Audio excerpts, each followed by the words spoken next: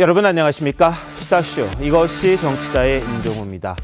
이태원 참사 발생 사흘 만에 정부 측이 사과했습니다.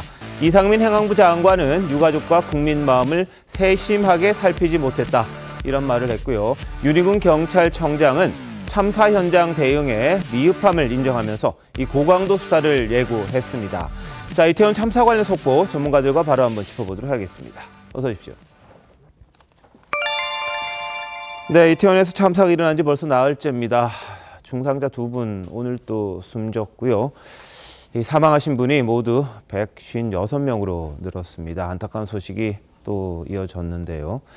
윤희군 경찰청장을 비롯해서 이상민 행정안전부 장관 현장 대응 미흡에 대해서 인정을 했습니다. 이제 사과를 했는데 정치권에서는 벌써부터 책임론을 둘러싸고 정쟁의 조짐까지 보이고 있습니다. 관련 영상 준비했습니다. 지금은 추궁의 시간이 아닌 추모의 시간입니다.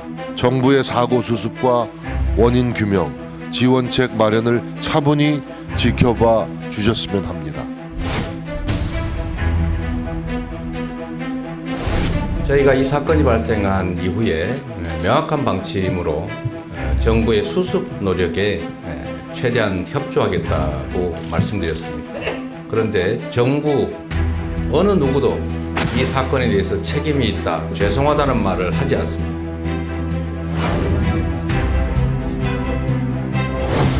관계기관장의 한 사람으로서 무거운 책임감을 느낍니다. 철저한 원인 규명과 재발 방지 대책 마련에 최선을 다하도록 하겠습니다.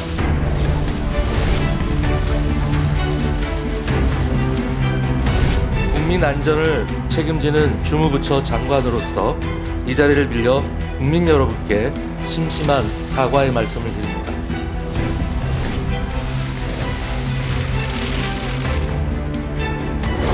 거듭 강조하지만 국정의 최우선은 원권 사고의 수습과 후속 조치입니다.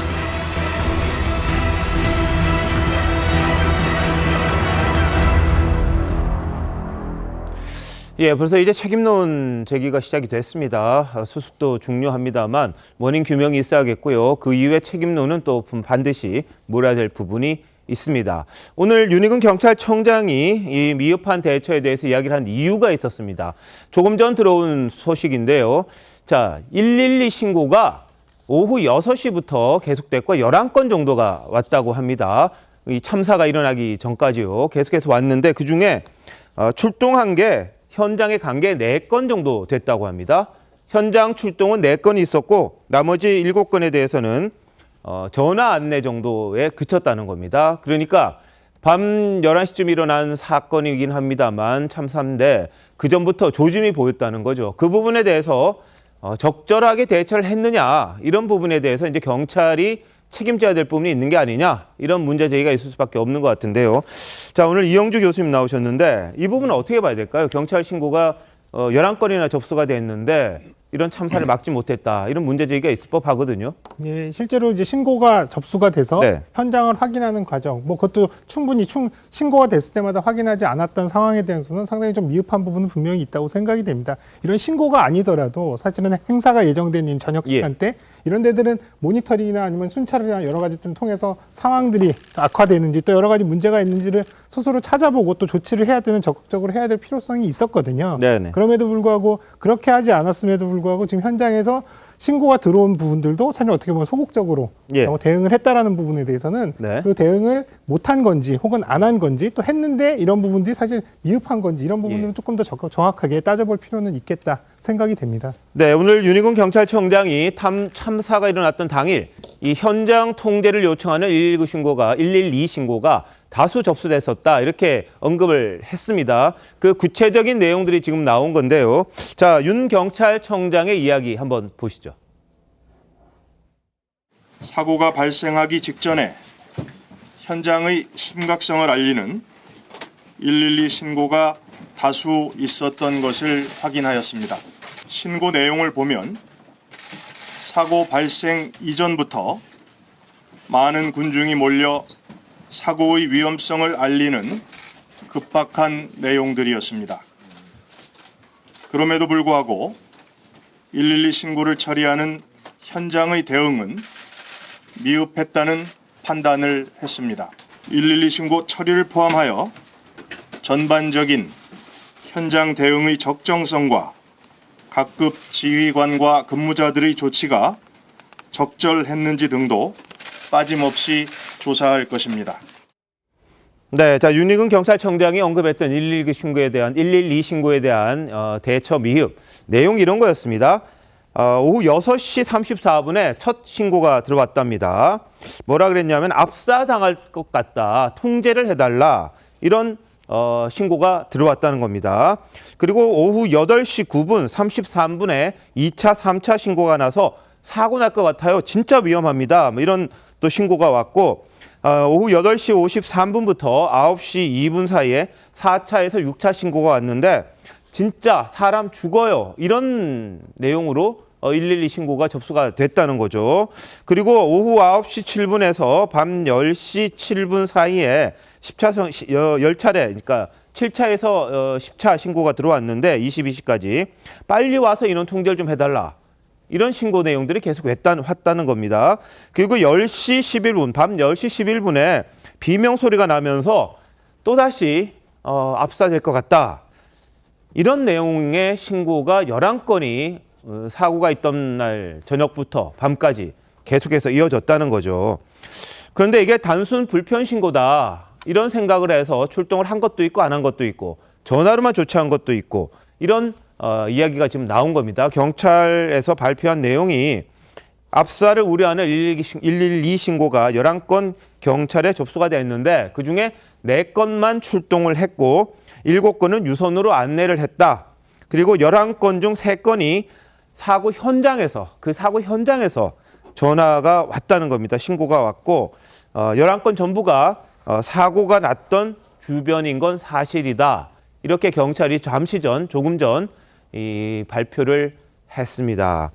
자, 이영조 교수님, 이 내용을 보면 좀 심각하게 들었어야 되는 거 아닌가요? 좀 통행이 불편했다는 정도를 벗어난 것 같긴 한데요. 네, 맞습니다. 지금 신고 내용들을 보면 내용 자체가 조금 구체성이 있거든요. 사고가 날 것 같다라는 정황에 대한 부분을 좀 구체적으로 제시를 하고 있어서 사실 일반적인 불편이라든지 보행상의 어떤 시간이 지연된다거나 이런 것들과는 좀 차이가 있거든요. 그렇다면 이런 부분들을 조금 더 면밀하게 또 적극적으로 좀 들여다봐야 될 필요는 있었다고 보고요. 또 한편으로는 이날 사고 전날 금요일 날 밤에도 이미 이런 부분들의 정체라든지 또 그러면서 거기서 가벼운 부상도 발생했던 이력들이 있다는 것들을 알았다면 이런 신고들이 실제로 무슨 상황이 발생할 수 있는 충분한 가능성 또 이런 부분들의 위협을 느꼈기 때문이라고 판단을 해야 되는 것이 사실 합리적이라고 보는 거거든요. 근데 다만 이제 이런 부분들이 접수가 돼서 현장에 전달됐고 현장에서 그러면 직접 가서 조치를 못한다면 오히려 이런 조치를 못하는 이유에 대한 부분들도 사실 명확하게 좀 확인이 될 필요가 있고요. 또 그런 과정에서의 뭔가 판단의 미스나 혹은 또 조치에 미흡한 부분들이 있었는지는 조사를 통해서 좀 확인을 해볼 필요는 있겠습니다. 예, 그런데 이게 현실적으로 참 어렵겠다 싶은 내용도 있어요. 왜냐하면 사고가 났던 날 오전 9시부터 이 참사가 있었던 밤 10시 15분까지 모두 122건의 112 신고가 이태원 경찰서에 왔다는 겁니다. 파출소. 그러니까 이태원 그 관할하는 파출소에 122건의 신고가 접수가 됐다는 거예요. 그럼 파출소 한 곳에서 이 122건을 소화한다? 거의 불가능할 것 같은데 이런 부분들이 많은 숫자인가요? 어떻습니까? 파출소에 122건이 접수됐다는. 단일 파출소에 집중된 걸로는 상당히 좀 많은 건수거든요. 또 그리고 출동할 수 있는 인력의 한계도 분명히 있습니다. 다만 이제 이런 부분들 접수를 받아서 이제 출동에 대한 부분들을 이제 이 현장 센터에 일단 파출소에다 이제 이 전달을 할 때 그런 부분들의 문제 때문에 혹은 다른 인근에 있는 이제 센터나 이런 쪽으로 연계해서 이런 지원을 할 수 있도록 하는 부분들은 사실은 없는 방법은 아니거든요. 근데 이러한 부분들이 한 센터에 집중적으로 계속 이런 부분들이 이제 이 지령이 전달됐다라는 것, 신고 내용이 전달됐다라는 것 자체도 사실 어떻게 보면 이렇게 많은 신고에 대비한 이런 이제 준비가 안 돼 있었다는 것도 반증하는 거거든요.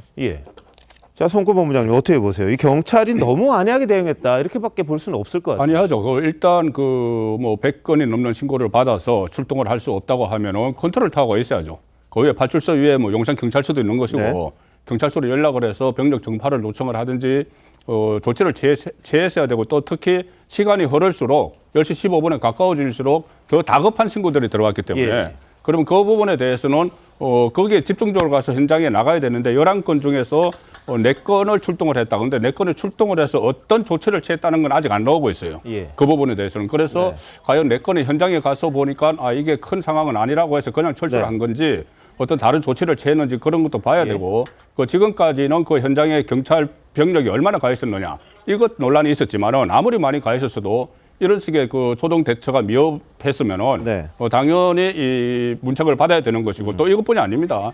지금 여기저기서 막 나와요. 112 신고뿐이 아니고 네, 네. 그 뭐 현장에 있던 방송 진행자가 개인 방송 진행자가 예. 직접 이태원 파출소 들어가서 네, 네. 저기 보니까는 한 100m 되는 거리에서 그 골목가 100m 되는 거리에 파출소가 있는데 네, 그렇죠. 거기 들어갔어도 직접 이런 뭐 아주 어려운 상황이라고 이야기를 했는데도 그 경찰이 우리도 거기 들어갈 수 없다 이런 이야기를 했다는 네. 거니까 이 부분에 대해서 또 전반적으로 뭐 어떤 예. 책임 추궁이 있어야 될 것 같아요. 그렇죠.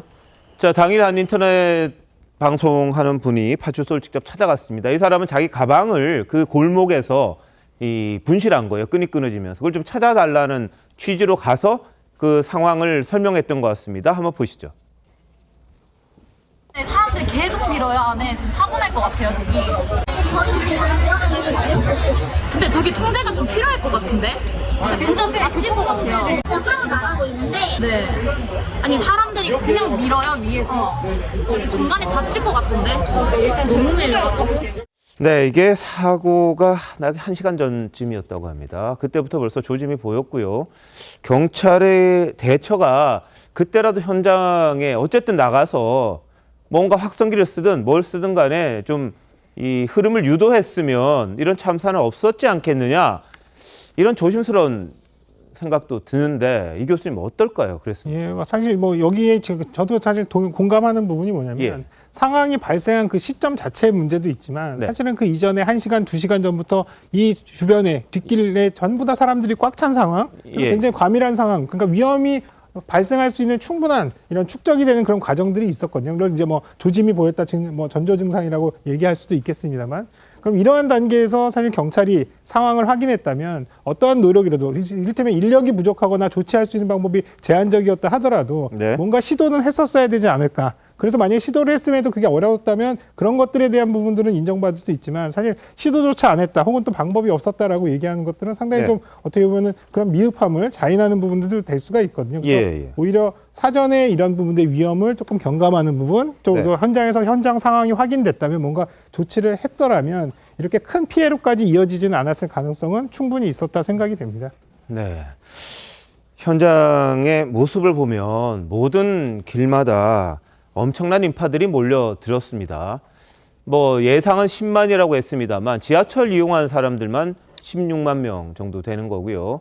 또 나머지 뭐 딴 데서 걸어왔던 사람들도 있을 것이고 그렇게 따지면 한 곳에 엄청난 인원이 몰려든 게 사실이고요. 그걸 예상을 했었어야 되는 것 아니냐 이런 지적이 있습니다. 그런데 이 경찰이 이 헬로윈 참석 규모 계산을 처음부터 잘못했다 이런 지적도 나옵니다.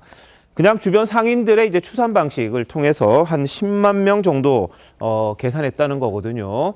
평소 승하차 인원의 1.5 내지 2배를 곱해 추산했다는 건데, 근데 보통 10월 평균 승하차 인원의 한 2배 내지는 한 3배 정도가 헬로윈 축제 때는 지난해에 왔다는 거예요. 코로나 상황인데도 불구하고 평소 소통되던 것에 한 3배 정도가 되는 걸 한 1.5배 정도 이렇게 낮게 추산하다 보니까 몰려드는 인원에 대한 계산부터 틀렸다. 자, 이승우 변호사, 이렇게 되면 뭐 대책도 다 달라질 거잖아요. 그죠? 그렇습니다. 뭐 당연히 지하철역으로 나오는 인원의 한 2배에서 3배 정도가 10월 달에는 많이 온다는 것이고 할로윈 때는 더 많이 오는 것이기 때문에 당연히 예견 가능성이 있었거든요. 그럼에도 불구하고 대책을 세우지 못했다. 안전 대책을 세우지 못했다는 것은 치명적인 실수라고 생각되고요. 굳이 우리가 예상을 하지 않았다 할지라도 3시간 전부터 경찰에 112 신고가 오면서 압사당할 것 같다, 위험하다, 사고 날 것 같다라고 하는 신호가 계속 경찰에 가고 있잖아요. 그러면 경찰은 출동을 하고 인원이 부족하면 119하고 협조해서 같이 협조해서 이 대처를 하면 되는 거거든요. 결국에는 저 좁은 골목길에 올라가려는 사람과 내려오는 사람이 겹쳐서 압사당하는 사고가 발생하는 거잖아요.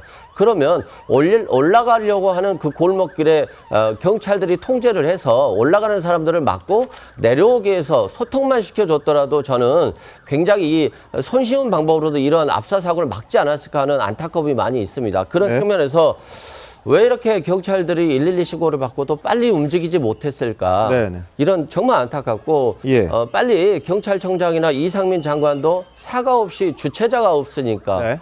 또는 경찰이 책임질 수 있는 막을 수 있는 방법이 없어 이런 식으로 책임 회피를 하고 있는데 네. 정말 피해자 유가족들은 얼마나 한숨을 쉴지 그런 안타까운 마음입니다. 예.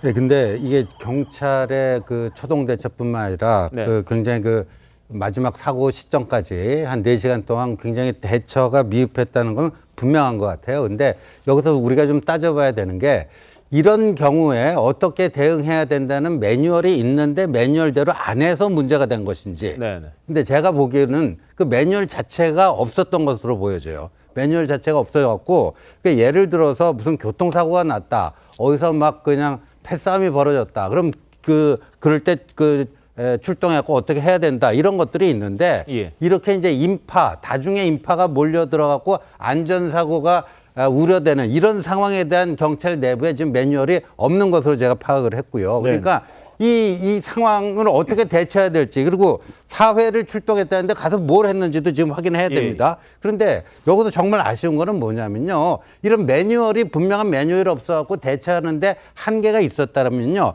적어도 사회 출동했으면 현장 상황이 얼마만큼 심각한지는 가서 파악을 했을 거 아닙니까? 네. 그럼 이게 뭐 이태원 파출소 차원에서 어떻게 그 감당 가능한 수준에 이미 훨씬 벗어난 거 아닙니까? 네. 그렇다면 이거를 윗선에 경찰서, 그다음에 서울경찰청, 경찰청 본청, 또 그리고 또 소방방재청이라든가 뭐 구청이라든가 서울시청이라든가 최대한 윗선으로 상황 전파를 해갖고 이 상황의 위급성에 대한 전파라도 했으면은 뭔가 좀 나은 그 솔루션이 나올 수 있지 않았나 싶은데 네네. 지금 오늘 나오는 소식만 갖고는 그냥 자기들 이태원 파출소 차원에서 저거 하고 제대로 위의 상황을 전파했는지 그거조차 좀 불분명한 것 같습니다. 예.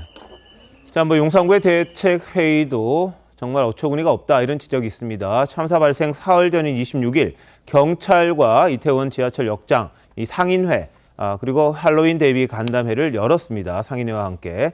그리고 27일에도 긴급 대책회의를 열었는데 대체적으로 방역 그리고 시설물 정비 쓰레기 이런 것들만 주로 이야기를 했다고 합니다. 그래서 이 인파가 이렇게 몰릴 때 어떻게 안전사고를 막을 건가 그 부분에 대해서는 대비책이 별로 없었다 이런 지적이 나온 겁니다. 자, 이 부분 최단미 변호사 네. 기본적으로 사람 많이 오면 좀 이 통제를 어떻게 할까 이걸 고민해야 되는 거 아닌가 싶은데 그런 게 아예 빠져 있어요. 네, 말씀하신 것처럼 이 당시에 이미 한 10만 명 이상이 모일 것이다라고 예측이 되고 있는 상황이었습니다. 그렇기 때문에 네 군데에서 예를 들면 경찰, 이태원 역장, 상인회, 그 용산구청이 모여서 이제 대책회의를 하면서 여러 가지 주제에 대해서 대책회의를 했다라고는 지금 알려져 있어요. 근데 그 중에서 이제 가장 집중해야 될 것이 말씀하신 것처럼 이 향후에 이 쓰레기를 어떻게 할 것인가, 그리고 이곳에서 어떤 범죄가 발생했을 때 어떻게 할 것인가, 그리고 구민과 상인들을 어떻게 지킬 것인가 이런 것과 관련된 것을 논의를 했다고 하는데 네. 먼저 첫 번째로는 10만 명 이상의 인파가 몰렸을 때에 대비해서 이 경찰청, 그러니까 용산 경찰서 쪽에서 이 인파와 관련된 것을 한번 검토를 해봐야 된다는 얘기가 있었다라는 보도도 있습니다. 네네. 그래서 그러한 것들이 실제로 있었는지를 한번 확인해봐야 될 것 같고요. 예. 그렇지 않다면 이제까지의 여러 가지 예를 들면은 작년에도 할로윈 파티가 있었고 재작년에도 할로윈 파티가 있었고 용산에서 계속해서 이런 것들이 있었는데 이태원에서 그때는 그러면은 이렇게 많은 인파가 몰렸을 때 아무런 대책도 세우지 않았는가 이러한 과거 선례도 한번 파악해봐야 될 것 같습니다. 알겠습니다. 이게 지금 논란이 되는 것 중에 하나가 이 헬로윈이라는 게 누가 주최를 한다든지 그런 게 아니고 사람들이 그냥 자발적으로 크리스마스처럼요. 그때 이브에 와서 이제 거리를 다니는 거죠. 사람들 구경도 하고 가게도 들어가고 춤도 추고 이런 겁니다. 그러다 보니까 누군가가 책임 있게 이 흐름에 대한 통제라든지 질서 유지라든지 이런 부분이 필요한데 주체가 없는 거예요. 주체가. 그러다 보니까 자발적인 이런 행사를 통제하는 권한이나 책임 이런 것들이 좀 부족하다. 이런 지적이 나오는 그런 상황입니다. 이 때문에 도대체 누가 이걸 책임져야 되냐. 여기에 대한 논란도 지금 제기될 수밖에 없는 그런 상황이고요. 근데 2주 전에 열렸던 이태원에서 열렸던 온세계 축제인가요? 거기는 100만 명이 한 이틀 사이에 왔다는데도 통제 다 됐고요. 뭐 질서 유지 다 됐습니다. 거기에 몇백 명의 인원을 질서 유지 요원으로 투입을 해서 길거리 나온 사람들 다 이렇게 정리가 됐단 말이죠. 그때와 지금을 비교하면은 주체가 있고 없고에 따라서 이렇게 달라져야 하느냐, 그럴 수밖에 없느냐, 그런 문제점들은 계속해서 남을 것 같습니다. 자, 당장 뭐 윤익은 경찰청장에 대해서 사퇴해라 이런 목소리도 나옵니다만 윤 청장은 자신의 사퇴에 대해서 입장을 밝혔습니다. 보시죠. 이번 사고를 지켜보면서 큰 충격을 받으셨을 국민들께도 관계기관장의 한 사람으로서 무거운 책임감을 느낍니다. 국민의 기대에 부응하고 경찰에게 맡겨진 책무를 완수하기 위해 제사를 도려내는 읍참마속의 각오로 임하겠습니다. 국민 치안의 총책임자로서 현 상황에 대한 책임을 지고 사퇴할 의사가 있는지. 일단 현안 해결과 사고 수습 그리고 향후 대책을 마련하는 것이 급선무라고 생각을 하고 있습니다. 나중에 이제 결과가 나왔을 때 어느 시점이 됐건 그에 상응한 처신을 하겠다 하는 말씀을 대신하겠습니다. 네, 윤 청장은 사고 수습이 일단 우선이고 그 이후에 결과가 나오면 상황 처신을 하겠다, 상응하는 이렇게 이야기를 했습니다. 자, 박성민 전 비서관 어떻게 보십니까? 그러니까 사퇴 얘기가 나오는 것은 결국에 이 상황에 대한 책임을 묻는 이야기인 것인데요. 저는 이 책임에서 결코 피해가실 수는 없을 것이다. 그리고 경찰청장뿐만 아니라 다른 분들도 아마 책임을 물었을 때 결코 그 책임으로부터 자유롭지 않을 것이다라는 생각이 드는데요. 사실 이번 사건에 대해서, 이번 참사에 대해서 용산구의 컨트롤 타워로서의 역할을 굉장히 부재했다라는 비판과 동시에 경찰이 조금 더 현장에서 대응을 잘했으면 어떨까라는 아쉬움 섞인 이야기가 계속해서 나오고 있는 것이거든요. 네. 그래서 우리가 앞에서도 계속 얘기를 나눴지만 사실 현장에 진입하기 어려워서 상황을 정확하게 파악할 수 없었다라는 네. 것이 좀 말이 안 되는 게 그 참사 현장과 이태원 가로변에 용산구에서 관리하는 CCTV가 있었다고 합니다. 그렇기 때문에 그 CCTV를 통해서라도 실시간으로 상황과 인파를 확인을 해볼 수 있었다는 점 먼저 말씀드리고 싶고요. 그다음에 그 외에도 사실 경찰이 주최 측이 없는 그 인파에 대해서 통제할 권한이 없다, 질서 유지를 이렇게 좀 유도할 권한과 상황이 어렵다라는 말이 좀 전문가들 사이에서도 이것은 의견이 좀 분분한 것 같습니다. 경찰 직무집행법에 따르면 경찰관은 사람의 생명 또는 신체에 위해를 끼치거나 재산에 중대한 손해를 끼칠 우려가 있는 경우에 필요한 경우에 그 피난 조치나 이런 그 국민을 보호하는 조치를 할 수 있다라는 얘기가 있기 때문에 주최 측이 없다는 이유만으로 이 상황에 적극적으로 대처하지 못했다라는 얘기는 사실상 지금 국민이 이렇게 많이 돌아가신 상황 속에서는 좀 의미가 없고 오히려 책임을 회피하는 발언으로 느껴진다고 보입니다. 네네.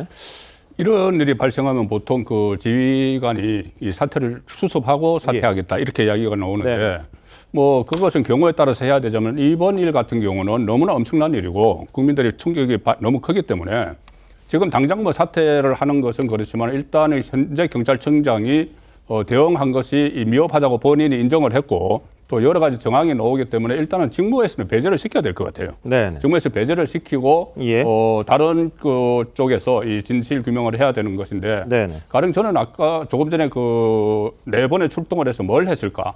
그것이 보도가 된 것이 하나 있어요. 그 어느 보도에 의하면은 그 이태원의 2층에 있는 그 거주민이 밑을 내려다 보니까 상당히 혼잡하고 2명의 여성이 밀려서 넘어지는 모습을 사고 2시간 전에 봤다는 거죠.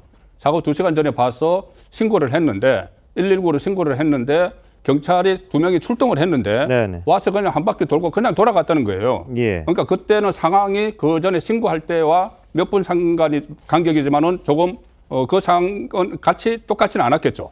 그렇다고 해도 그런 신고가 들어왔으면은 좀 더 거기서 좀 더 머물면서 유심히 이 움직임 같은 것을 살펴봐야 되는 그런 그 상황이었어야 되는데 그러지 않은 그 흔적이 있죠. 물론 거기에 대해서 제가 지금 여기서 단정을 할 수는 없지만은 네.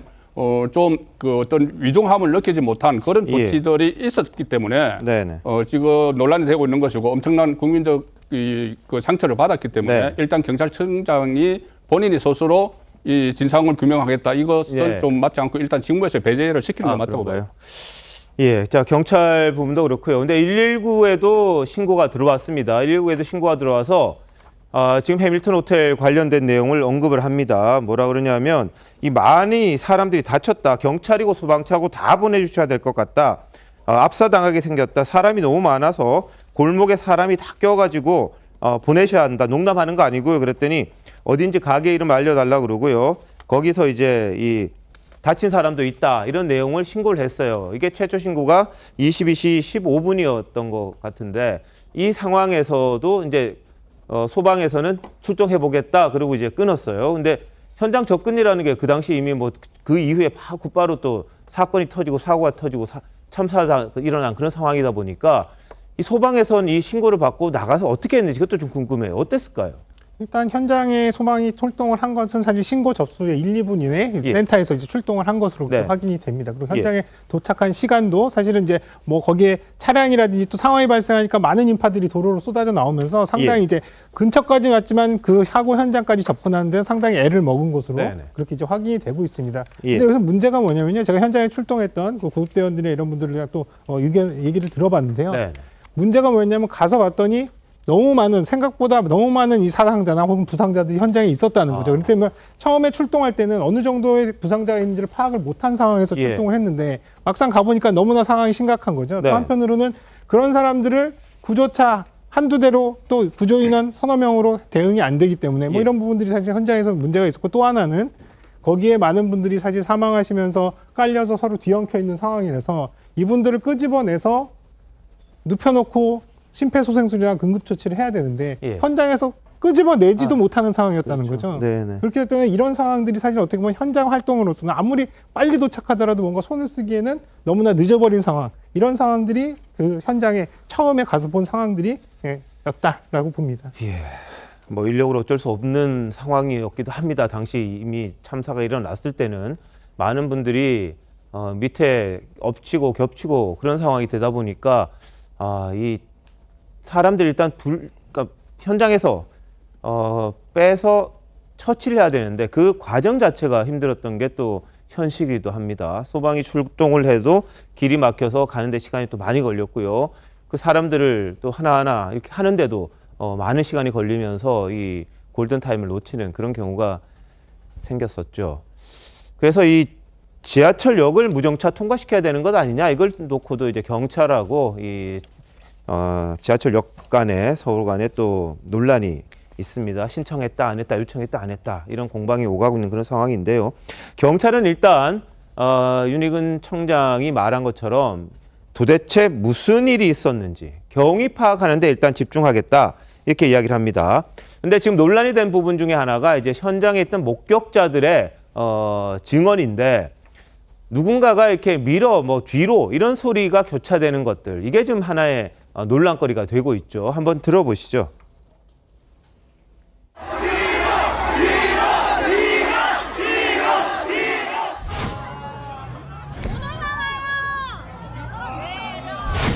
되게 건장한 체로 남성분들도 많으셨고, 밀어랑 뒤로 소리가 서로 교차하는 것까지는 계속 들었던 것 같아요.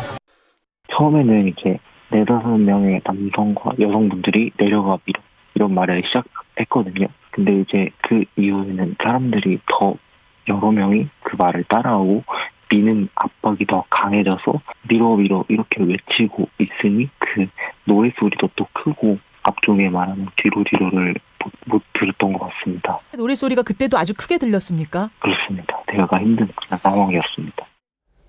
네, 사실 확인이 필요한 부분입니다. 실제로 그런 현상이 있었는지, 누가 정말 밀었는지, 아니면 이게 잘못 들린 건지, 그 부분에 대해서는 판단의 이 영역이 아직 남아 있습니다. 다만 온라인 상에서는 이제 그때 밀렸다 이런 말들이 많이 나오다 보니까 경찰도 이 부분에 대해서 수사를 하겠다는 거죠.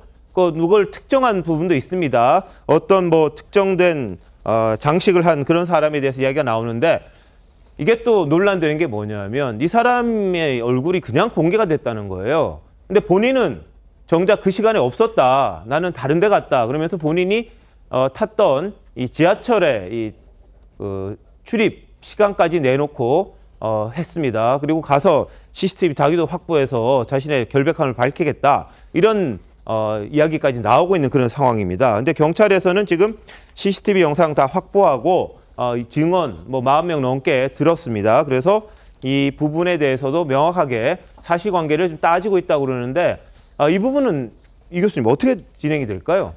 일단 뭐 아마도 영상이라든지 이런 것들은 예. 어느 정도 이제 확인이 됐기 때문에 이런 것들을 수사를 한다고 얘기를 했을 것으로 보여요. 왜냐하면 네. 이런 부분들이 확인 안 된 상태에서 수사를 하겠다라고 얘기하는 것 자체가 자체 수사를 하기 굉장히 어려운 상황이거든요. 왜냐하면 그런 부분들이 수사가 진행이 돼서 본인이 그렇게 수사의 대상이 된다고 한다면 네. 오히려 이런 분들은 위축돼서 숨기 마련이거든요. 진술도 정확하지 않을 수도 예, 예. 있고. 그렇기 때문에 오히려 이런 부분도 어느 정도 정황적인 부분에서는 좀 판단이 되지 않았나 싶습니다. 다만 이제 시민분들 입장에서는 이런 것들이 지금 어떤 특정한 대상 또 특정한 행위를 한 사람한테 수사를 함으로써 오히려 이런 부분들이 전체 안전에 대한 부분들의 어떤 조사나 수사에 대한 부분들 좀 논점이 좀 다른 쪽으로 옮겨가는 게 아닐까라는 오해를 살 수 있기 때문에 네. 그런 부분에 대해서는 정말로 객관적이고 또 정말 이런 문제가 있는지에 대한 부분도 확실하게 확인시켜주는 과정들이 좀 필요하지 않나 싶습니다. 그러니까 특정인을 대상으로 이 마녀 사냥하듯이 사람을 찾아내서 희생양으로 만들려는 게 아니냐 이런 우려가 있는 것도 사실입니다. 근데 현장에 있던 목격자들의 말은 있고 근데 그게 사실인지 아닌지 여부에 대한 건 또 판단을 해야 되는 부분이 있고 그러다 보니까 경찰에서 일단 사실관계를 따져야 되는 그런 내용이죠. 당연히 따져야 되고요. 엉뚱한 사람을 이렇게 이 가해자로 몰아서는 절대로 안 되는 그런 부분입니다. 이 변호사님 어떻게 보세요? 사고의 원인 규명은 당연히 돼야 되겠죠. 그런데 책임질 사람도 있어야 될 겁니다. 근데 네. 그 책임질 사람은 1차적으로는 정부 쪽이라고 생각을 예. 해요. 그래서 그 경찰이라든가 소방의 어떤 문제점들에 대해서 먼저 파악을 하는 게 가장 중요하다 이런 생각이 들고 두 번째는 사고의 구체적 원인이 정말 밀어 하는 사람들의 원인에 의해서 밀려서 사람들이 넘어졌는지 이것까지도 확인해야 되겠습니다만 이 밀어라고 하는 의미가 어떤 의미로 됐는지 잘 알 수가 없거든요. 그리고 그 시간대가 어느 시간대인지 실시간으로 유튜버들이 올리는 이 영상들이 사고 당시의 영상인지 아닌지도 확인을 해봐야 될 것 같습니다. 네. 그런 측면에서 자칫 잘못하다가는 전혀 억울한 피해자가 또 나올 수 있기 때문에 이런 것들은 경찰에서 신속하게 수사는 돼야 되겠습니다. 다만 이게 지금 가장 큰 문제가 뭐냐면 정부가 또는 뭐 이상민 행안부 장관도 그렇고 용산구청장도 그렇고 매뉴얼이 없어서 주체자가 없어서 이 사고를 막을 수 없었다라고 생각하는 게 가장 큰 사고의 원인이 될 수 있다고 생각해요. 우리가 모든 걸 다 예상할 수 있다면 경찰 인력 배치되고 소방 인력 배치되겠죠.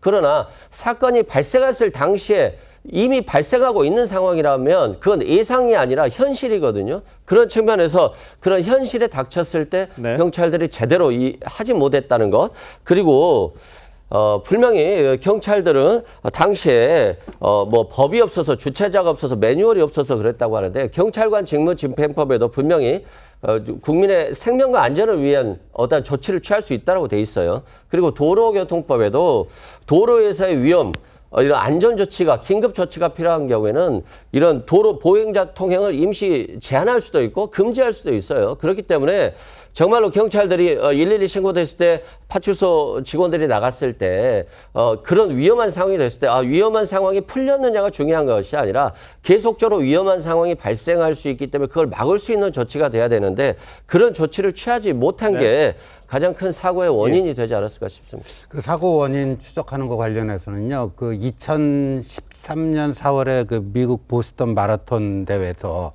그 폭발 사고가 있어, 그 인명 희생이 있었습니다. 그런데 그때 그 FBI가 범인을 어떻게 잡아냈냐면요, 이 CCTV라든가 이런 것만 가지고는 한계가 있으니까요. 별도의 사이트를 개설을 해가지고요. 그것과 관련된 모든 영상 정보 뭐 이런 것들을 거기다 다 신고하게끔 했는데 거기서 잡혔습니다. 어떤 남자가 이 백팩을 메고 백팩을 어딘가에 바닥에 놓고 사라졌는데 그게 바로 이제 폭발물이었다는 게 확인이 돼서 그렇거든요. 근데 CCTV를 좀 50몇 대인가를 확보해갖고 지금 추적 중에 있다는데 아시다시피 CCTV에 음성은 없습니다. 그러니까 최초로 밀어한 사람이 누군가를 그 CCTV에서 그 많은 다중이 있는데 입모양만 갖고 그 식별하기가 쉽지가 않고. 그러니까 요즘에 이제 그 많은 또 이렇게 촬영들이 또 휴대폰을 통해서 이루어지니까 우리가 그런 그 기법을 이용해서 좀 빨리 네. 그 사고 원인을 좀 밝혀내야 되지 않을까 이런 생각이 들고요. 예. 그다음에 이 매뉴얼이 없는다고 얘기하는 것 자체가 무책임하다 그렇게 뭐 얘기할 수도 있을 거예요. 그런데 이게 과연 매뉴얼이 없는 상황에서 경찰이 할 수 있는 게 과연 어디까지인가도 그러니까 경찰을 비난하는 건 쉽습니다. 네. 그리고 경찰은 뭐 특정 정권의 경찰이 아니에요. 이 정권이 바뀌고 뭐 하더라도 늘 국민의 생명과 안전을 치안을 담당하는 이 파수꾼들입니다. 민중의 지팡이고. 근데 네. 제가 들은 바에 의하면 그 며칠 전에 이제 상인회하고 이 대책회의 할 때 상인회에서 오히려 그런 주문을 했다라는 거예요. 이 코로나 때문에 계속 그 몇 년 동안을 그 굉장히 그 경제적으로 손해를 보다가 요번에 이제 그 대목을 맞이한 건데 경찰이 좀 많이 좀 나와서 이렇게 하면은 오히려 손님이 좀 줄어들 수도 있고 그러니까 좀 최소한으로 뭐 해달라 이런 주문도 또 이제 경찰한테 한 겁니다. 그러니까 경찰 그런 것도 있다라는 걸 우리가 감안을 하고요. 나중에 이제 경찰이 할 수 있었는데 못한 게 뭔지 이거는 정확하게 우리가 규명을 해서 거기에 대한 상응하는 책임을 물어야 되겠지만 뭐 그냥 경찰이 뭐 만능의 뭐로 그 기능을 해야 되는데 그걸 안 했으니까 문제다. 이건 좀 과하다고 봅니다. 알겠습니다. 자, 상인회에서 어떤 이야기를 했는지는 다시 한번 확인을 좀 해볼게요. 그때 당시 어떤 내용으로 서로 회의를 했는지 그런 보도가 있긴 했습니다만 아직 확인은 아직 뭐 저희들이 하진 게 아니니까 우리 신재호 의원님이 말씀하시는 거 그런 분위기도 있었을 것이다 이렇게 말씀하시는 걸로 알고 있겠습니다. 자, 근데 오세훈 서울시장이 뒤늦게 이제 사과를 했습니다. 왜 사과가 늦어졌느냐 그 부분에 대해서 자신의 입장을 밝히기도 했는데요. 공식 사과 모습 한번 보시죠. 시민의 생명과 안전을 책임지는 서울특별시장으로서 이번 사고에 대해 무한한 책임을 느끼며 깊은 사과의 말씀을 드립니다. 이와 같은 참담한 사고가 다시는 발생하지 않도록 대책을 마련하겠습니다. 다시 한번 시민 여러분께 죄송하다는 말씀을 드립니다.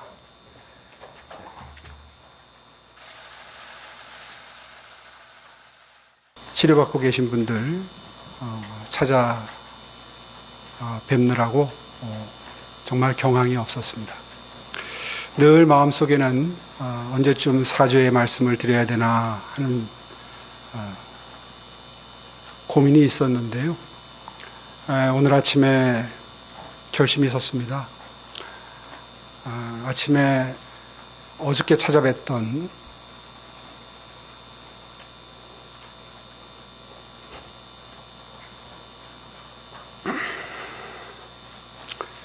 국립의료원에 20살 딸을 두신 분이 어제 제게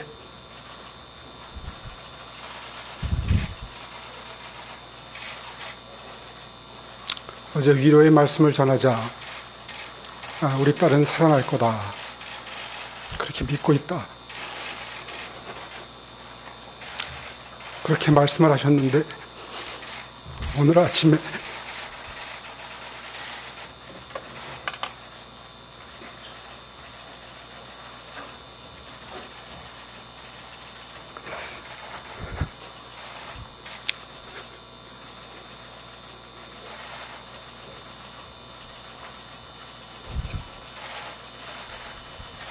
돌아가셨다는 말씀 들었습니다.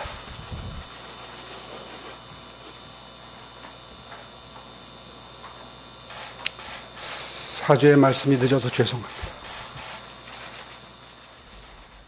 네, 오세훈 시장 오늘 공식 사과를 하면서 늦어진 이유를 설명을 했습니다. 유럽 출장 중에 사고가 터지자마자 이제 귀국을 했고요. 뭐 수습에 나섰으리라 믿습니다. 근데 본인이 위로를 건넸던 분의 따님이 돌아가시는 상황에서 이제 사죄의 말씀을 하기로 했다 이런 이야기를 했는데, 자, 송 본부장님 어떻게 보셨습니까? 일단 뭐 지자체장들이 그전에 뭐 간선 때에 비해서 좀 민선 지자체장들은 이런 문제에 대해서 본인들이 더 책임을 심각하게 느껴야 됩니다. 왜 그러냐면은 이런 재난에 대해서 대응을 할 수 있는 수단이 과거의 간선 때보다는 민선이 훨씬 많아요.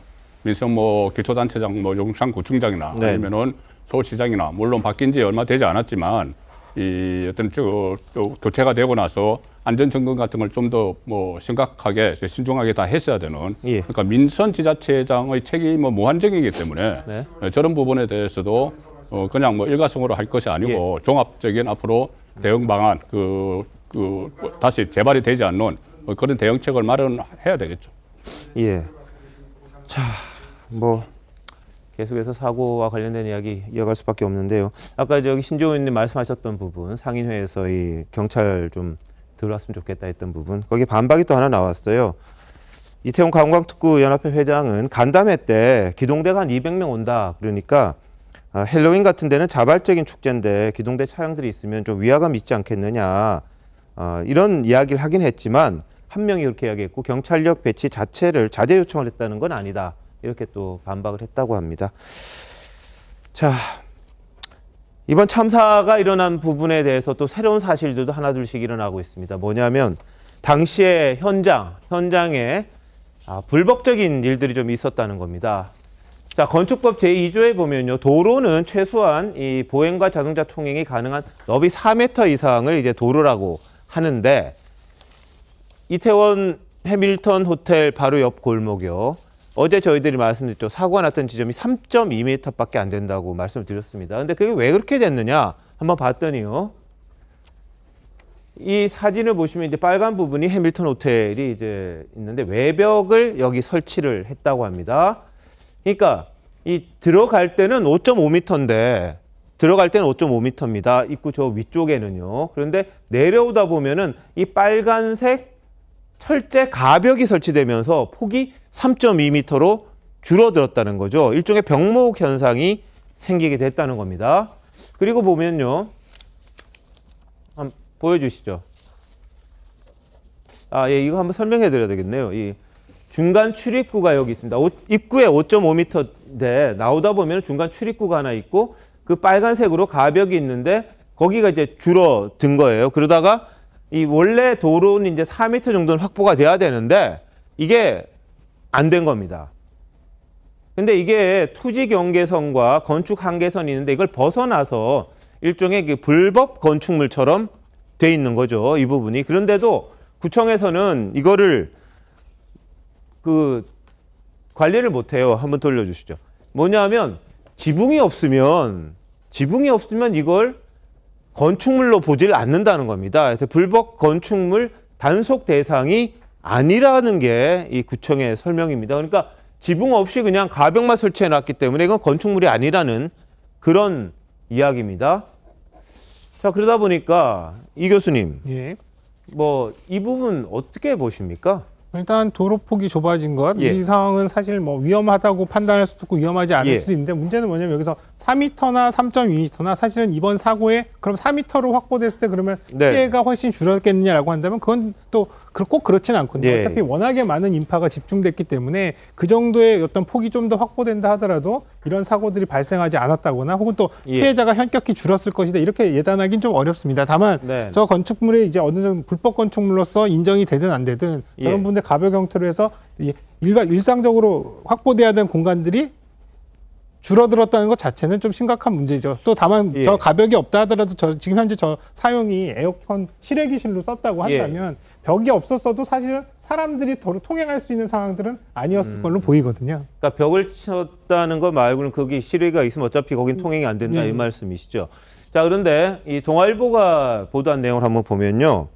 당시 상황을 이렇게 이야기를 했습니다. 지금 해밀턴 호텔이 이렇게 있습니다. 여기 있는데 이 세계 음식거리에서 이렇게 내려오는 방향이 되는 거죠. 내려오는 방향이 되는 건데 이 사람들이 올라가고 내려가고 그리고 이쪽에도 해밀턴 호텔 뒤쪽에도 또 이 불법으로 증축한 테라스가 있었다는 거예요. 이거는 뭐 지붕이 덮여 있으니까 이걸 불법 건축물이라고 이야기를 할 수 있을 것 같은데 동아일보에서 한 내용입니다. 내용 보면 그러니까 이 길이 한쪽 넓어졌다가 좁아졌다가 이렇다 하다 보니까 병목 현상이 생기면서 오히려 더 꽉 끼는 갈 때는 좀 넓어졌는데 가다 보니까 또 좁아지고 그런 현상들이 생긴 것 같아요. 그래서 이 서평골목에서 해밀턴 호텔 뒤편으로 이제 우회에 나오는 사람들도 이 불법 시설물 때문에 또 막혀가지고 이런 것들이 좀 있다 보니까 이게 통행에 계속해서 지장을 받고 모여 있다가 좁혀지면 얼마나 더 가기가 힘들겠습니까? 그래서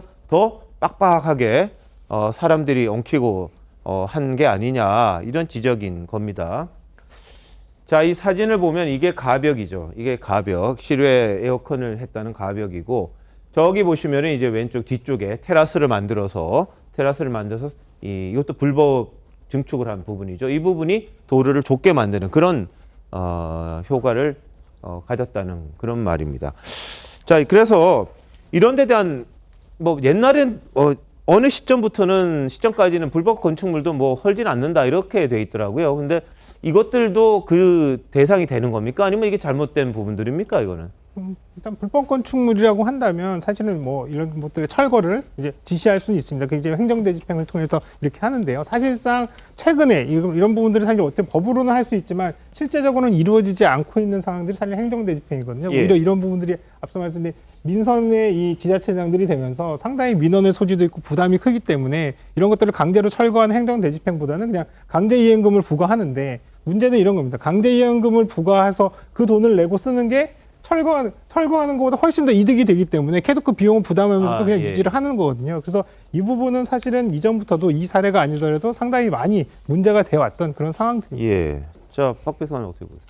그러니까 뭐 이게 건축물의 불법이냐 아니냐, 그리고 그 골목의 그 틈이 얼마였냐 이런 것들이 이제 사고 이후에 여러모로 이제 분석이 되면서 뭐 불법 건축물 역시도 이번 참사에 좀 안 좋게 영향을 끼친 요인 중에 하나였냐라고 분석이 되고 있는 상황인데요.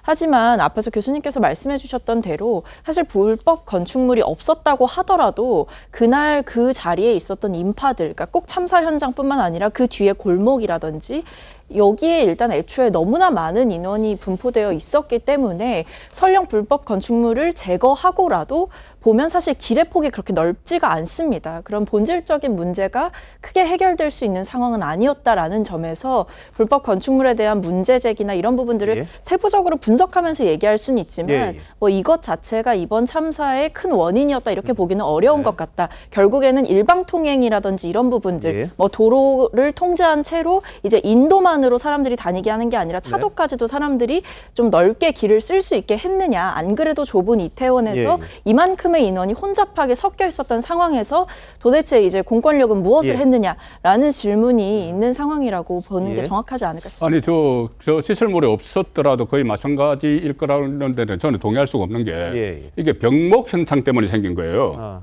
그러니까 이게 T자인데 원래 내리막길에서 병목이 생겨서 한꺼번에 몰려들었죠. 그러니까 그 가벽이 없었으면 병목이 안 생겼고 그 위에도 세계음식문화거리도 이쪽으로 분산이 될 텐데 분산이 돼서 밑으로 내리막길에서 사람들이 덜 올 텐데 거기도 이 테라스를 만들어서 병목이 생겨서 못 빠져나간 거예요.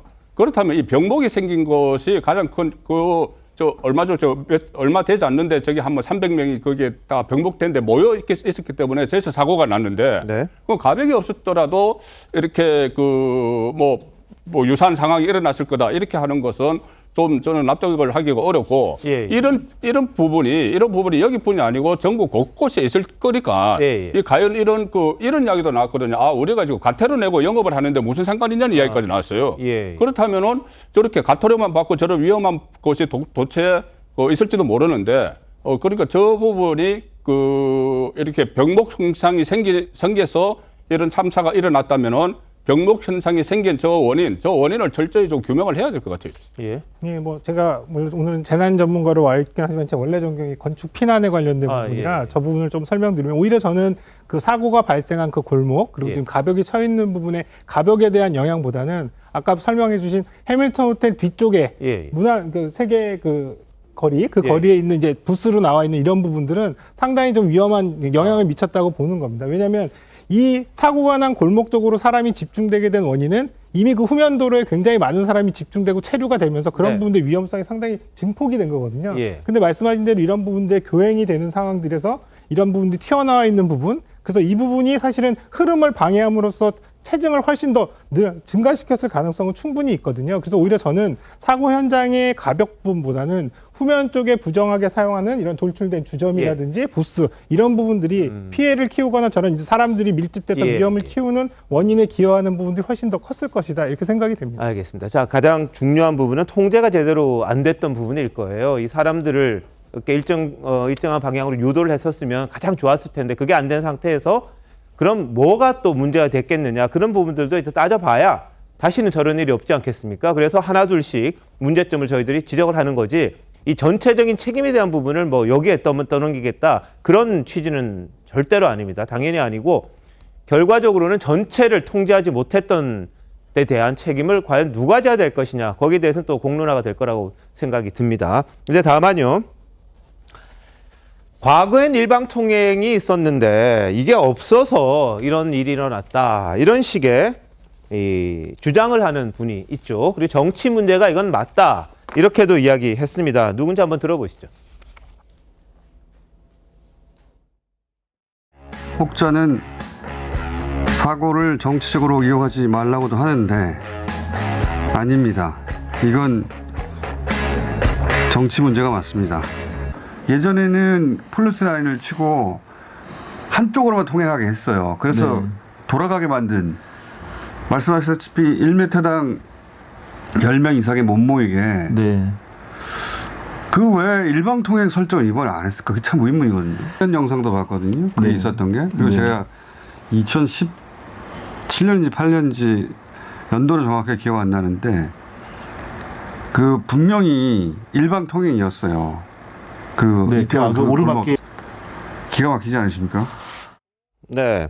자, 1제곱미터 당시 10명 이상 못 모이게 했었다. 이런 주장을 한 겁니다. 자, 최단일 변호사 어떻게 들으셨어요? 일단 이것에 대해서는 용산구청 관계자, 경찰 관계자들이 반박을 하고 있습니다. 먼저 이제 일방통행이었다라고 하는 것에 대해서는 이제 방역 때 QR코드를 찍어야 되기 때문에 자연히 그렇게 일방통행처럼 보일 수 있다라는 것이었고 폴리스라인 같은 경우에도 이게 어떠한 통행을 어느 방향으로 가게 하려는 것이 아니라 사람들이 도로로 나오지 못하게 위험하니까요. 차량을 통행이 되도록 하기 위한 것이다. 이렇게 얘기를 했습니다. 근데 저는 이 부분에 대해서는 우리가 예전에는 어떠한 문제가 없었는데 이전은 문제가 있었고 그럼 그 두 개의 차이가 무엇인지를 파악을 하고 사고 경위를 파악을 하고 향후에는 어떻게 대처를 해야겠다는 것이 원인이 됐으면 굉장히 좋은 지적이었다고 생각을 해요. 근데 이 부분에 대해서 이 김어준 씨 같은 경우는 이것이 정치적인 문제다라고 본인이 말씀을 하셨고 여기에 대해서 예전에 있었던 일들이 다 사실이 또 아니라는 반박들이 나오고 있습니다. 네. 그러면 김어준 씨의 이러한 그 프로 같은 경우에는 오전에 굉장히 많은 청취자들이 듣고 있고 이 김어준 씨의 언급 같은 경우에는 그 파급력이 큽니다. 근데 이것에 대해서 사실관계도 확인하지 않고 예전에는 이랬는데 이번 정권에서는 이렇게 하지 않았다? 이번 경찰은 이렇게 하지 않았다라고 들리게끔 얘기를 한다는 것이 지금 여야가 정쟁의 도구로 이번 사태에 대해서 하지 말자라고 얘기를 하고 있는 와중에 특히 지금 애도 기간 중에 저러한 언급을 한다는 것이 과연 적절한 것인지 특히 언론인으로 적절한 것인지에 대해서는 저는 조금 부정적인 입장입니다. 네. 자, 이승훈 변호사 어떻게 보세요? 김어준 씨가 실제 방송에 있어서 이렇게 팩트 체크가 좀 부족한 것 같아요. 뭐뭐한 것 같다. 이런 식으로 얘기를 했을 때 국민들 입장에서 보면 좀 왜곡된 사실관계들로 받아들여질 수 있기 때문에 저는 굉장히 조심해야 된다 이런 생각이 들고 그럼에도 불구하고 이 사건에 있어서 조금만 112 신고가 그렇게 급박한 신고들이 들어갔을 때 폴리스 라인을 치고 임시적으로라도 일방통행으로 만들었다라고 한다면 얼마나 좋았을까 하는 그 아쉬움은 지울 수 없다는 말씀 드리고요. 2018년도에도 19년도에도 뭐 경찰이 30-40명밖에 배치가 안 됐었는데 이번에는 뭐 170명 이상 배치를 했다 뭐 이런 얘기들이 나오는데요. 과거에는 30-40명만 배치를 했었어도 충분히 안전하게 막을 수 있었는데 오히려 170명이나 배치해놓고 이런 일이 발생했다라고 한다면 얼마나 어떤 경찰들이 좀 부족한 그런 생각을 하지 않았을까 이런 안타까움이 있고 물론 그 경찰들이 안전대비 경찰뿐만이 아니라 마약이라든가 비밀 카메라 촬영 등 범죄 수사 목적으로 사복으로 들어갔었다라고 하니까 좀 차이점은 있겠습니다만 그럼에도 불구하고 경찰들과 어떤 소방방재센터 간의 유기적인 소통을 통해서 이런 사고를 국민들의 다급한 목소리가 들렸을 때 막을 수 있었다면 얼마나 좋았을까 이 생각만 계속 안타까운 마음만 드는 심정입니다. 자, 김어준 씨는요, 오늘 방송에서는 뭐 사과도 없었습니다. 일방통행에 대해서는. 대신에 뭐라 그랬냐면 동선 통제다. 동선을 통제했었는데 이번엔 안 됐다. 그게 이제 일방통제처럼 보인다. 이런 이야기를 또 했네요. 신조 의원님 어떻게 보세요? 근데 저 김어준 씨가요, 이건 정치의 문제다 그렇게 얘기를 하지 않았어요. 근데 가장 그 저급한 정치, 가장 악질적인 정치가 사람의 이 죽음 이런 거를 악용해서 정쟁의 도구로 이용하는 이게 가장 저급하고 악질적인 정치인데 지금 김어준 씨가 제 개인적으로 봤을 때는 그런 거를 하고 있는 게 아니냐. 예. 그리고 공영방송에서 저렇게 허위사실, 가짜뉴스를 공공연하게 유포를 하지 않았습니까? 네. 저기에 대해서는 상응하는 책임을 져야 될 것 같고요. 예. 그다음에 그 민주당 쪽에서 그 남영희 민주연구원 부원장이 나중에 뭐 글을 내리긴 했는데 본인이 그거는 계속 주장을 하고 있어요. 근데 거기서도 이제 가짜 뉴스가 뭐냐면 대통령 경호 인력 뭐 출퇴근 뭐 이런 것 때문에 교통관리 때문에 용산 경찰서 700명이 그쪽으로 다 빠지는 바람에 이번 사건이 사고가 발생한 거다. 네네. 그 정말 모르는 얘기인데 그 대통령실이 청와대에 있건 용산에 있건 그거를 전담하는 경호를 전담하는 101 경비단, 202 경비단은 그렇게 일개 무슨 어디 용산 경찰서, 종로 경찰서 이런데 저기 돼 있는 게 아니에요. 그러니까 기본적인 팩트 체크도 안 하고 무조건 오로지 어떻게든지 뭐 해가지고 정치적 타격을 입히면 나는 소기의 목적은 달성하는 거다. 이렇게 저급하고 악질적인 그거를 정치랍시고 하는 것은 좀 아닙니다. 예, 뭐 사실관계를 좀 따져서 비판할 것도 했으면 합니다. 근데 본인의 기억에 의존해서 갔다, 뭐 기억은 안 나지만 이렇다, 이런 식의 것들이 지금 같은 상황에서는 좀 도움이 될까, 이런 지적은 좀 있는 것 같습니다. 자, 그리고 뭐 가짜 뉴스가 남발되고 2차 가해하는 온라인 상에서의 이런저런 뭐 글들 확산되고 있습니다. 이런 부분들 좀 제발 좀 안 했으면 좋겠고요. 자극적인 장면도 계속해서 공유하는 그런 일도 아직 있는데 이게 국민 전체를 다 더 아프게 한다는 거 좀 생각을 했으면 좋겠습니다. 이런 가운데 한동훈 법무부 장관에 대해서는 조문 가는 과정에서 한 욕설을 하는 일도 있었어요. 한 시민이. 한번 보시죠.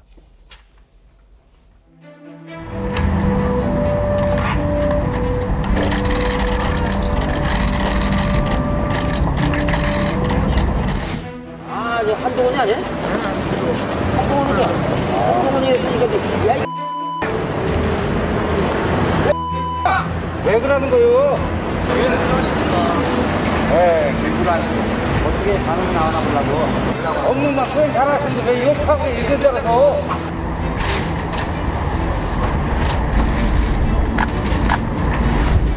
이런 일이 발생하지 않도록 해야 된다는 데에 대해서 무거운 책임감을 느끼고 있습니다. 사실을 규명하고 원인을 명확하게 밝히는 일이 정부 차원에서 이루어질 것 같고요. 최선을 다하겠습니다. 네, 뭐 한 장관 반응을 보기 위해서 그랬다, 뭐 이런 이야기가 있는데요. 적절한 행동인지 모르겠습니다. 그리고 가수 이찬원 씨 같은 경우에 이태원 참사를 애도하는 취지에서 행사장에는 참석했습니다만 노래는 안 불렀거든요. 그걸 놓고도 좀 시비가 일었다고 그래요. 한번 보시죠. 자, 박수로 환영해 주십시오. 이찬원 군입니다. 네, 안녕하십니까. 또 이제 국가 애도 기간이 선포된 만큼 지금 또 시기인지라 우리가 이곳에서 무대를 또 신나는 노래로 즐기는 것은 맞지 않다라고 판단을 했고 저도 이제 정말 애도의 마음과 추모의 마음으로 정말 며칠을 계속해서 보낼 생각이니까요. 약속한 대로 함께 이렇게 무대와 공연을 즐기지 못해서 정말 송구스러운 마음이고 약속을 못 지켰기 때문에 이찬원 군이 오늘은 예, 자, 뭐 오신 분들에게 인사는 하겠다 그래서 한 4시간 정도 그 관객석으로 나가서 관중들에게 인사를 또 했다고 합니다. 그런데 일부에서는 뭐 야유도 나오고 이 뭐 멱살, 매니저가 멱살 잡히는 그런 일도 있었다고 합니다. 자, 최단 변호사님 어떻게 볼까요? 일단 이제 이찬원 씨 같은 경우에는 이제 우리가 이번 이 사태를 바라보고 그리고 이번 사태에 애도를 표하는 이 반응은 굉장히 다양할 수가 있겠죠. 근데 이제 이찬원 씨 같은 경우는 본인이 가수지만 저렇게 국가 애도 기간에는 노래를 하지 않는 것이 맞다라고 생각을 한 것이고 다만 그럼에도 불구하고 저곡과의 약속을 지키기 위해서 가서 관중들과 이제 인사를 나누는 것까지 했는데 이 부분에 대해서 본인과 좀 생각이 다를 수는 있어요. 그러니까 이찬원 씨의 생각과 이 저 부분의 생각이 다를 수는 있겠죠. 예. 그럼에도 불구하고 다른 사람이 애도를 하는 것에 대해서 폭언을 하고 폭행을 하고 이런 것은 네. 우리가 다른 사람의 생각을 존중해줘야 되는 사회에서는 좀 부적절하지 않나 생각이 듭니다. 예. 자, 그리고요, 윤 대통령 퇴진 등을 요구했던 촛불 행동. 이번 주말에는 이태원 참사 추모를 앞세운 집회를 한다고 밝혔습니다. 이 청계광장 부근에서 이 윤 대통령 퇴진, 김건희 여사 특검 요구하는 집회 계속해서 해왔는데 이번에는 촛불 집회, 참사 추모 촛불 집회를 한다는데요. 자, 박성민 비서관, 이거는 어떻게 보세요? 시위를 한 몇몇 명이 모여서 하겠다는 건데. 아니 뭐 이제 참사 희생자들을 기리는 뭐 집회를 한다라는 거 저는 뭐 사실 여기 와서 이제 보게 됐는데 뭐 이전에 계속해서 몇 차례 이제 집회를 해오셨던 것으로 보여요. 이렇게 참사 이전에는 뭐 말씀하신 대로 김건희 여사와 윤석열 대통령에 대한 퇴진을 요구하는 그런 집회를 했었는데 뭐 사실 이제 정쟁이 멈춰 있는 상황에서 정치적인 주제로 뭔가 집회를 하거나 이런 것이 아니라 이제 네. 추모하는 집회를 자유롭게 이제 여시는 거는 뭐 제가 굳이 뭐 문제 제기를 하거나 이럴 사안은 아닌 것 같고요. 네. 다만 이제 아무래도 지금 사실 국민들 모두가 저 집회에 나오시는 분들 포함해서 모두가 이제 슬픔에 빠져 있는 예. 상황이기 때문에 뭔가 과도한 뭐 문제가 될 만한 행동, 돌발 행동을 하시거나 뭐 좀 문제가 될 만한 발언을 하시거나 이런 일은 좀 없는 게 좋지 네. 않을까라는 생각입니다. 너무나 정치성이 다양한 추모죠. 저 집회가 주도하는 쪽이 그 전에 강경병 사태, 그 이명박 정부 때 거기를 주도했던 사람들이고 또 조국 수호 집회를 주도했던 사람들이에요. 그래서 지금 10일차까지 매주 토요일 날 집회를 열면서 구호가 뭐 윤석열 퇴진, 김건희 특검이었습니다.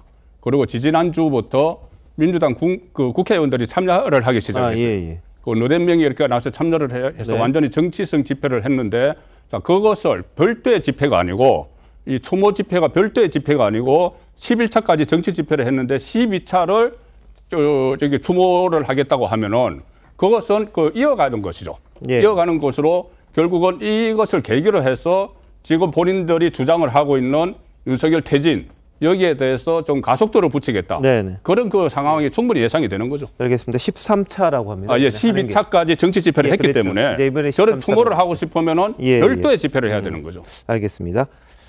자, 근데 뭐 이상민 행정안전부 장관에 대해서는 좀 논란이 많습니다. 오늘 행안위가 열렸어요. 근데 현안 보고만 받는 걸로 여야가 합의를 해서 간단히 끝났는데 일부에서는 질의해야 된다 이러면서 좀 반발도 있었습니다. 한번 보시죠.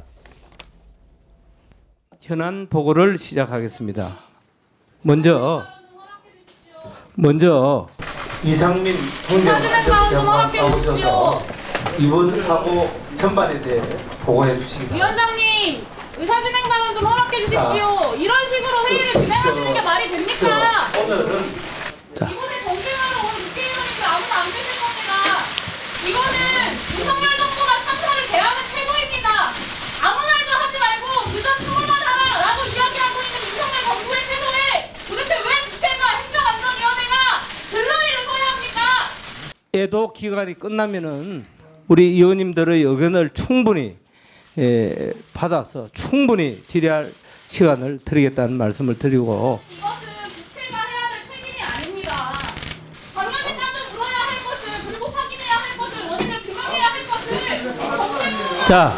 자 이상민 장관 빨리 네. 이번 이태원 사고의 경우와 같이 주체자가 없는 상태에서 대규모 인파가 몰리는 상황에 대비한 안전관리 방안을 마련하기 위해 관계 부처와 전문가 등으로 하여금 TF를 구성 운영하도록 하겠습니다. 지금 나온 내용 중에 모르는 게 뭐가 있습니까? 다 알아요. 언론에 나온 내용들을 다 총망라해서 보고한 것인데. 아니 문진석 의원님 위원장인데 발언 기회도 안 듣고 이렇게 계속 발언하는 게 어디 있습니까?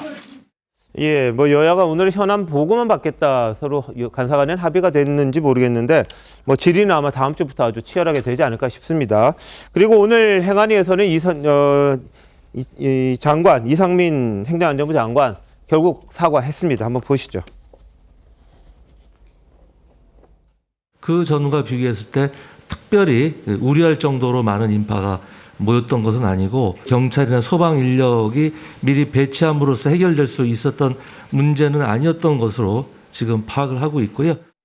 최근 언론 브리핑 과정에서 드린 말씀으로 적지 않은 분들이 마음의 상처를 받은 것으로 알고 있습니다. 저는 경찰의 사고 원인 조사 결과가 발표되기 전까지는 섣부른 추측이나 예단은 삼가해야 된다는 취지에서 드린 말씀이었지만 결과적으로 소중한 가족을 잃은 유가족과 슬픔에 빠져 있는 국민의 마음을 미처 세심하게 살피지 못했습니다. 국민 안전을 책임지는 주무부처 장관으로서 이 자리를 빌려 국민 여러분께 심심한 사과의 말씀을 드립니다. 네, 이 장관이 논란이 됐던 게 경찰 배치에서 해결될 문제가 아니었다. 이렇게 했던 부분이 하나 있었고요. 선동석 정치적 주장해서는 안 된다는 그런 취지였다. 설명을 했습니다. 그러다가 어제 국민들께서 염려하실 수도 있는 발언을 해서 유감이다. 오늘은 심심한 사과라고 이제 사과를 했습니다. 자, 이 교수님. 예. 경찰 배치에서 해결 안 됐다. 이 말은 어떻게 해석이 가능할까요? 일단 뭐 결과론적으로 예. 보면 예상한 경찰이 제대로 배치됐다 하더라도 예. 이렇게 많은 사람들이 몰려서 상황이 이렇게 위험한 상황으로 됐을 때는 사실 해도 사실 상당히 좀 막기는 어려웠다. 뭐 이런 취지로 말씀을 하신 걸로 네. 보입니다. 다만 이제 문제는 우리가 이것도 재난으로 본다면 재난에 대응하는 것들은 우리가 무한적으로 완벽하게 막을 수 있는 재난은 그런 대비를 하라는 건 아니거든요. 우리가 할 수 있는 범위 내에서 최대한 할 수 있는 역할들을 하고 네. 그것을 넘어서는 강도에 대해서는 사실 어떤 것도 그런 것들 그렇다고 그러면 그런 불가항력적인 부분으로 인정할 수밖에 없는 부분인데 어차피 해도 안 되니까 이 부분은 사실 안 한 것이 크게 문제가 되지 않는다라는 이런 이제 워딩은 사실 좀 어떻게 보면 예. 상당히 좀 들으시는 분들 입장이나 시민분들 또 피해를 직접적으로 당하신 분들 입장에서는 상당히 예. 좀 뭐라고 해야 되나요? 문제가 있다라고 생각하실 수 있는 충분한 그런 소지가 있다고 봅니다. 예. 자, 근데 행안부는요, 장관도 논란이 됐습니다만 차관도 어제 브리핑하면서 좀 부실했다. 근데 뭐 질문 받는 게 좀 부담됐나요? 이렇게 이야기를 했습니다. 보시죠. 10월 27일 용산경찰서 보도자료를 보면 이태원 현장에 200명 이상 인력을 배치한다고 했는데 137명으로 조정된 이유와 근거가 무엇인지 궁금합니다. 지금 질문 주신 내용에 대해서는 최초에 이제 200명을 배치하겠다는 그 계획에 대해서는 제가 지금 처음 듣습니다. 최초 200명 배치 계획은? 예, 제가 실은 이 수사 부서에서 근무하기 때문에 그 배치 근무는 제가 좀 처음 듣습니다. 네, 추가 질의 없어서 이상으로 질의 답변을 모두 마치겠습니다. 잠시만요. 지금 우리 기자들이나 카톡방에는 굉장히 많은 질문들이 들어와 있습니다. 그것들이 지금 제대로 여기서 질의가 안 되고 있는데요. 오늘 이 자리에서 답변되지 못하는 내용들은 저희가 따로 서면으로 질문 나온 건 다 소화를 해야 되는 건가요? 예, 저 김성호 차관인데요. 기자들이 질문하는 거 다 소화해야 되냐 이렇게 되물었습니다. 그래서 이제 사회하시는 분이 시간 되는 대로 하겠다 이렇게 마무리가 되긴 했습니다만, 자, 이거 어떻게 보세요, 이승훈 변호사? 정말 이런 참사에 대응하는 태도의 문제라고 생각돼요. 기자들이 질문은 결국에는 국민들이 궁금해하는 것을 대신 질문해야 하는 거거든요. 근데 꼭 질문하면 다 답변해야 되냐 저런 식으로 얘기하기 때문에 지금 국민들이 불만인 겁니다. 예를 들어서 추모의 기간이기 때문에 당연히 추모해야 되고 여야를 가리지 않고 정쟁으로 이용해서는 안 되는 게 맞죠. 근데 저도 며칠 동안 보니까 사과하시는 분이 한 명도 없어요. 이상민 장관도 경찰이나 소방 인력 배치해도 막을 수 없었다라고 하는데 말이 안 되는 답변을 하고 있는 거잖아요. 그러면 이 정부가 지금 어떤 자신의 잘못, 자신의 책임으로 떠넘겨질까 봐 그걸 벌써부터 커버만 하고 있지 않나 이런 생각이 드는 거거든요. 예.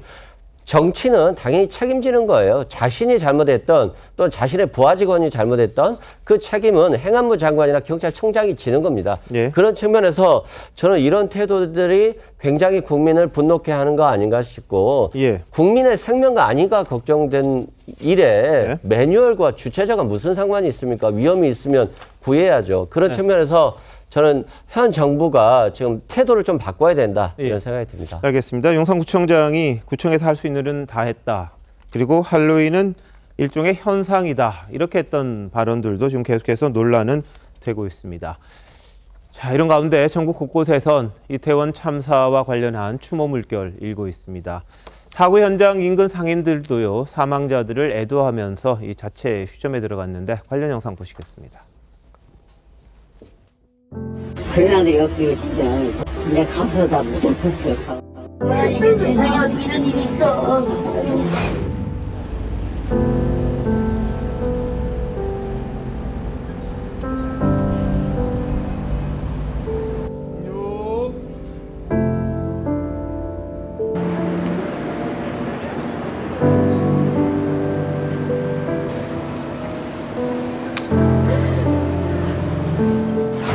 같은 시간에 너무나 다른 곳에서 다른 상황을 겪고 있다는 그 사실이 그게 좀 이렇게 마음이 아팠던 것 같아요. 재미있는 추억을 만들러 갔을 것 같아요. 그 마음으로 갔는데 정말 일어나지 않을 일들이 생기게 돼서 또 아이를 이렇게 키우고 있는 부모 입장에서 너무 마음이 아팠어요.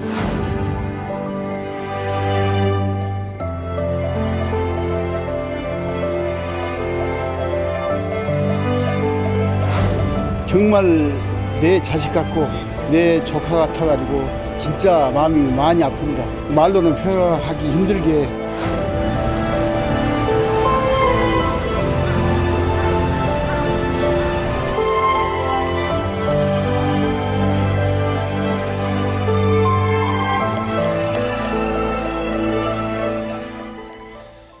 네, 현장에서 유실물도 상당히 많이 있습니다. 그게 지금 유실물 센터에 이 신발들이 쭉 늘어서 있는 그런 모습, 이 옷가지, 가방, 안경 이런 모습들을 보면서 그날의 아픔이 얼마나 컸는지 저희들이 참 답답한 그런 마음입니다. 이태원 4호 유실물 센터에 저렇게 희생자들의 것도 있을 것이고요. 다치신 분들의 것도 있을 것이고 참 참담한 마음을 저런 데서도 또 느낄 수 있지 않는가 싶습니다. 그리고 최연소 사망자로 알려진 중학교 3학년 여학생은요, 어머니와 이모 그리고 사촌과 함께 가족 나들이 갔다가 이 참사를 당했습니다. 이 참 꽃 같은 나이에 쓰러진 학생의 마음 어떨지 많은 분들 같이 명복을 빌어 주셨으면 하는 그런 바람입니다. 경찰에 대한 논란은 이어질 것 같은데요. 그런데 이태원 참사 당일에 한 경찰관 정말 본인의 책무를 다했던 것 같습니다. 한번 보시죠.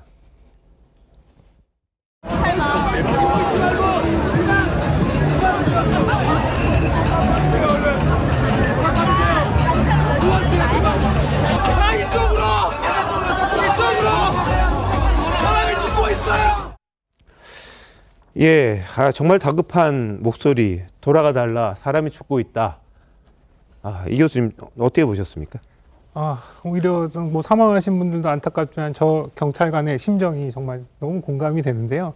사실 사고 당일날 현장에 출동했던 소방 구조대원들을 제가 얘기를 들어보면 정말 눈물이 갑자기 막 나더라고요. 그 사람들을 보면서. 그래서 그런 부분들을 보면서 참 애타는 마음은 사실은 뭐 저희 가족분들뿐만 아니라 저기에서 현장에서 조치를 하면서도 본인의 한계를 느끼거나 어떻게 조치를 더 하고 싶어도 못하는 그런 안쓰러움이 정말 너무나 이제 처참한 상황으로 이어진 것 같아서 정말 보는 내내 저도 좀 눈시울이 붉어지는데요. 네네. 사실 이런 부분들은 사실 뭐 말씀하신 대로 뭔가 저 사람들이 해서 큰 결과를 이끌어내지 못하라도 저런 시도들을 하면서 정말 우리들한테 마음을 또 움직이고 또 저런 부분들을 많은 분들한테 회자되게 함으로써 우리가 저런 환경에서 어떻게 해야 될지 또 우리가 해야 될 것들은 무엇인지를 다시 한번 반성하게 되는 정말 좋은 큰 교훈이나 울림을 주는 그런 모습이라고 생각이 됩니다.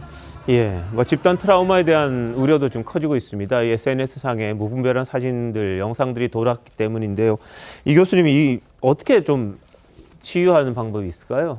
지금 현재는 뭐 그 현장에 계신 분들 또 그리고 그 현장을 보셨던 그 많은 분들도 있지만 또 현장에서 활동을 하면서 겪었던 많은 이제 이 현장에서 구조대원이나 경찰분들도 그렇고요. 또 한편으로는 이제 요즘은 미디어가 워낙 발달하면서 사실은 저런 정보들을 많은 국민들이 그냥 집 앞에서 컴퓨터로 휴대폰으로 이미 그냥 너무 생생하게 많이 보셨기 때문에 사실 그런 부분들의 충격은 과거의 다른 사고보다도 훨씬 더 강하게 뇌리에 남고 또 오래 갈 것으로 보입니다. 그래서 이런 부분들은 사실 뭐 모든 국민들을 일일이 케어할 수는 없지만 공적인 영역에서 이런 부분들을 관리하고 케어할 수 있는 부분들 또 이런 부분들 좀 적극적으로 대책도 마련할 필요는 있다고 생각이 됩니다. 알겠습니다. 다시 한번 고인의 명복을 빕니다. 잠시만요. 대한민국 이슈의 중심 시사쇼 이것이 정치다 여기까지입니다. 내일 다시 찾아뵙겠습니다. 고맙습니다.